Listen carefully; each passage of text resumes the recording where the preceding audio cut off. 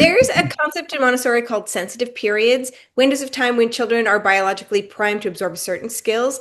Can you walk parents through what those are and what's at stake in honoring or missing them?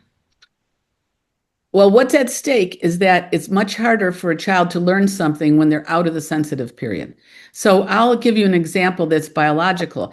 I don't know if your parents have ever heard of children that are born with like a deformed cornea.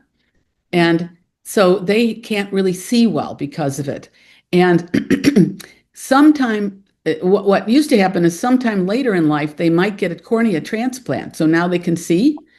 But now they have to make sense of what they see in combination with the rest of their senses because they haven't had all the practice of looking and hearing and tasting at the same time and moving at the same time. So it's quite if the person doesn't work on it, they never learn to see right because it's much harder to learn this later in life. So when the young child, when 0 to 6, they're really, really working on their sensory motor work. So seeing, touching. Yeah, I mean, everybody who's had a baby knows that the baby puts everything into its mouth, right?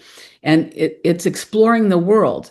And one of the things I like to say to people is, if you know children, you know that you cannot stop a 2-year-old from learning. I mean, you really would have to beat them or something to stop them. But what happens when they're 8 years old and they don't want to learn at school?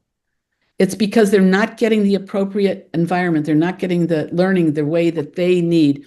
So at 0 to 6, you're learning how to speak, how to talk, how to understand the world, how to navigate physically, colors, all these things. These are part of the sensitive period.